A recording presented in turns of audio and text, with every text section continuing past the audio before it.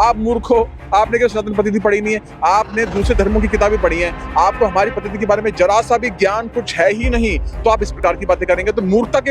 आज मैं आपको बताता हूँ कि हमारा चांद पे रोवर घूम रहा है और एक समय ऐसा आएगा वहां पे भी शिवलिंग निकल के बाहर आएगा, समझे ना, वहां भी शिवलिंग होगा।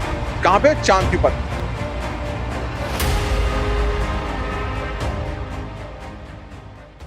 नमस्कार, स्वागत करते हैं आप सभी का वॉइस ऑफ जनता में। मैं हूं आपके साथ आयुष। राशिद अल्वी जो कि कांग्रेस के नेता हैं, उनकी तरफ से बड़ा बयान सामने आ रहा है कि शिव शक्ति उस जगह का नाम क्यों रखा गया जहां पे हमारा लैंडर लैंड किया है। हमारे साथ हिंदू शेर कार्तिक जी मौजूद हैं, जिनसे आज हम बात करेंगे और जानेंगे क्या है उनकी राय इस सवाल पे।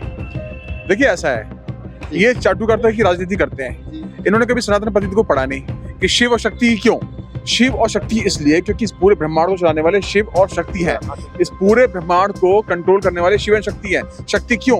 जो इस प्रोग्राम के अंदर शक्ति प्राप्त होगी वो माँ काली से शक्ति प्राप्त होगी। शिव क्यों? क्योंकि शिव ब्रह्मांड के स्वरूप हैं, तो वो ब्रह्मांड में एक शक्ति के साथ मिलके वो चीज आगे बढ़ेगी, इसलिए शिव शक्ति रखा गया है। आप मूर्ख हो, आपने क्या सनातन पद्धति पढ़ी नहीं है, आपने दूसरे धर्मों की किताबें पढ़ी हैं, आपको हमारी पद्धति के बारे में जरा सा भी ज्ञान कुछ है ही नहीं, तो आप इस प्रकार की बातें करेंगे तो मूर्खता के काम है।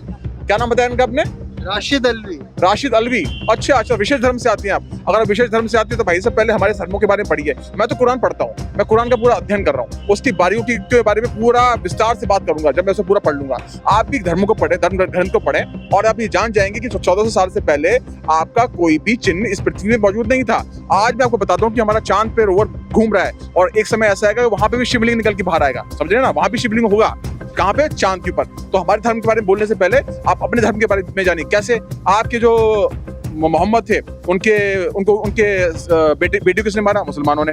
उनके दामाद को किसने मारा? मुसलमानों ने। उनके नवासे को किसने मारा? मुसलमान ने। आपके लोग आप ही के लोगों को मार रहे हैं, पहले अपने धर्म के बारे में बात कीजिए भाई साहब, फिर हमारे धर्म पे आइएगा, वरना मैं आपके धर्म के बारे में इतनी बातें बोल दूंगा कि आपको रोना आ जाएगा।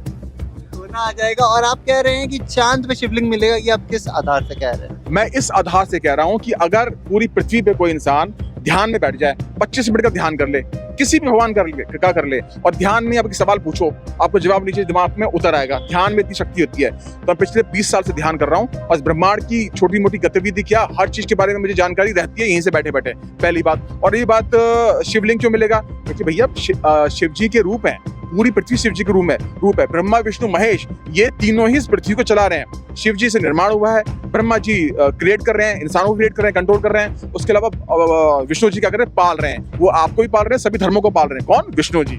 तो हमारी सनातन पद्धति हजारों करोड़ों साल से पुरानी है और सनातन ही सत्य है और अंत भी है और शुरुआत भी वहीं से होती है। जब देश सेक्युलर है तो फिर हिंदू नाम रखा जा रहा है, हिंदू देवी देवताओं पे नाम रखा जा रहा है। देखिए, अगर देश सेकुलर है तो एक बात मुझे बताइए कि वक्फ बोर्ड को आने की जरूरत क्या थी? आपको वक्फ बोर्ड के लाने की आवश्यकता क्या थी? अगर हिंदू सेकुलर है तो फिर आप वक्फ बोर्ड के नाम से झूठी जमीनों पे, वो तो अच्छा है कि ये चांद पे नहीं पहुंचे, चांद की जमीन भी अपने आप कर लेते और हमारे रोवर पे पत्थर आके पड़ते, समझ रहे हैं ना। अगर ये इतने सेकुलर है तो इन्होंने फिर जो मेवात है वहां पत्थर क्यों मारे? मैं सच बता रहा हूँ, अगर इनका कोई साइंटिस्ट होता तो पहले ही सब ऊपर होते, वहां मजारे बनी होती और वहाँ शिवलिंग तोड़ दिए जा चुके होते। मैं 100% कह रहा हूँ, जिस दिन वहाँ टेक्नोलॉजी पहुंचेगी शिवलिंग तो मिलना ही है जी, बिल्कुल मिलेगा आपको शिवलिंग वहाँ पर। आपको क्या लग रहा है, क्या प्रतिक्रिया होगी इनकी अगर वहाँ शिवलिंग मिलता है तो?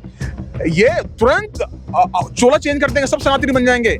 ये समझ जाएंगे कि वहां तक कोई नहीं पहुंच पाया क्योंकि ये अपनी बॉर्डर की लाइन क्रॉस ही नहीं कर पाते कभी भी। अगर बॉर्डर लाइन क्रॉस करते हैं तो मारकाट दूसरी जगह पे कब्जा करने के लिए, और जो देश इन्हें शरण देता है वहां पे जाके हत्याकांड करते हैं। कितने, किसका एग्जांपल दूं? फ्रांस का, हिंदुस्तान का या ईरान का, या जितने भी 57 देश बने उनका, सभी देशों पे इन्होंने एंट्री करी है, वहां के लोगों को मारा है, जिस थाली में खाया उसी में छेद कर दिया। ये जिहादी मानसिकता के कुछ लोग, सारे मुस्लिम नहीं, मैं सारे मुस्लिमों क्यों बोलूं ऐसे भैया, सारे मुस्लिम ऐसे नहीं है, लेकिन कुछ मुट्ठी भर। अब देखिए अरब में देखिए ना, 2 मंदिर बना रहे हैं, वो समझदार लोग हो चुके हैं, उन्हें पता है कि कुछ सालों में तेल खत्म हो जाएगा तो वो कुछ कर ही नहीं पाएंगे, इसलिए वहां का डेवलपमेंट कर रहे हैं। वहां के मुस्लिम देखो बुद्धिमानी से काम कर रहे हैं, उन्हें पता है कि जिस दिन तेल खत्म और वैसे भी इलेक्ट्रिसिटी जैसी आपका इलेक्ट्रिक हो जाएंगे व्हीकल तो तेल की आवश्यकता ही नहीं पड़ेगी। तो वहां का मुसलमान समझदार हो रहा है, यहाँ का मुसलमान समझदार नहीं हो पा रहा। क्यों नहीं हो पा रहा? वो इसलिए बिकॉज फीडिंग जो हो रही है ना, देखिए जो बोतल में दूध पिलाया जा रहा है उनको, वो जिहादी पिलाया जा रहा है। उनको ये बताया जा रहा है कि इस देश में आपको अगर कोई पूजा करता दिखा देगा, मार दो उसको। अभी 28 तारीख को सेवा यात्रा निकलेगी, नूब में निकलेगी, तो इससे पहले उन्होंने पूरी तैयारी करके रखी थी पत्थरों की। रातों रात पत्थरों का झक्का कहां से आ गया, ट्रैक्टर भर भर के पत्थर थे इनकी छतों के ऊपर। और रोहिंग्या की जो उन्होंने बस्ती बसा रखी थी, वहां पे तलवारें, AK-47 क्या क्या निकला है, और इन्होंने सीधा हमला कैसे कर दिया रातों रात। भाई इतना जुगाड़ करने के लिए जुगाड़ चाहिए, तो इनका जुगाड़ कहां से आ रहा है? ओवैसी, ममता बनर्जी, कांग्रेस, मुलायम सिंह यादव, ये 26 दल के लोग हैं, यही लोग करवा रहे हैं। क्योंकि ये मोदी जी को, आप देखिए मजे वाली बात है, बीजेपी ने इसके बारे में एक बार नहीं बोला, मैं आपको बोल रहा हूँ कि मोदी जी ने इतना सिक्योर कर दिया कि एक औरत को 14 लाख का मकान बेच के पहले जाना पड़ रहा है कहां पर? दुबई। दुबई से फिर कहां आ रही है? नेपाल से एंटर कर रही है। पहले कहां से आते? तारों के नीचे से। वो एंट्री बंद हो चुकी है तुम्हारी, इसलिए तुम मोटे मकान बेच बेच के यहाँ घुस रहे हो, समझ रहे हो ना। तो मोदी जी ने इस देश को सिक्योर कर दिया और ये कुछ नहीं कर पाया 70 साल में। और ये जो भड़का रहे, ये कौन लोग हैं? ये भड़काने वाले कौन है? ये वो, तो ये जो बेचारे मुसलमान जिनकी आप बातें कर रहे हैं, इन्हें भड़का कौन रहा है? आप देखिए पाकिस्तान की अर्थव्यवस्था का कबाड़ा हो चुका है, वो कबाड़े में बिकने वाला है, मजबूर में वो कबाड़ा खरीदना पड़ेगा। अगर वो पाकिस्तान को बेचेंगे तो कबाड़ा खरीदना पड़ेगा, क्योंकि अपना ही तो बेटा है। देखिए तारों के नीचे से नहीं आ पा रहे, ये बहुत बड़ा मुद्दा वाली बात है। सर उनका बिजनेस ही ठप हो गया। तारों के नीचे से जो आतंकवादी हमले करते थे वो सब खत्म हो चुका है, मोदी जी ने सब खत्म कर दिया। इसलिए बिलबिला रहे हैं, तिलमिला रहे हैं। अरे अब धमाके कैसे होंगे? 9 साल में कौन से धमाके होंगे बताइए? 9 साल में कौन से आतंकवादी गतिविधियां होगी? बिल्कुल नहीं हुई। ये दंगे भी करवा रहे हैं, ये खुद ही लोग दंगे करवा रहे हैं। ये रोहिंग्या मुसलमान, बाहर के मुसलमान पहले से यहाँ पर है, उनके द्वारा करवा रहे हैं। और काम क्या किया तुमने?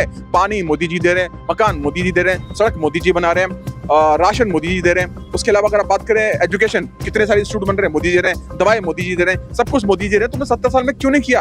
और मजे की बात, ये सब चीजें पहले पटल पे थी, कांग्रेस के पटल पे थी, वो सारे काम मोदी जी करने करे हैं। मोदी जी ने क्या बोला अभी आज कि भाई तुम्हारे काम मैं कर रहा हूँ, मैं क्यों तो नौकर हूँ? नहीं, वो देश की सेवा कर रहे हैं, वो देश की सेवा कर रहे हैं। इसी वजह से ये लोग चिढ़ रहे हैं, क्योंकि एक क्लास के अंदर एक पढ़ाकू बच्चा होता है तो बाकी बच्चों को पता होता है कि इसकी वजह से हमें डांट पड़ेगी, हम क्लास से बाहर जाएंगे और हमें सस्पेंड किया जा सकता है। तो इसी वजह से इनको परेशानी होती है। इसी वजह से इनको परेशानी हो रही है। आप सभी का भी बहुत बहुत धन्यवाद हमारे से जुड़े रहने के लिए। देखते रहिए वॉइस ऑफ जनता।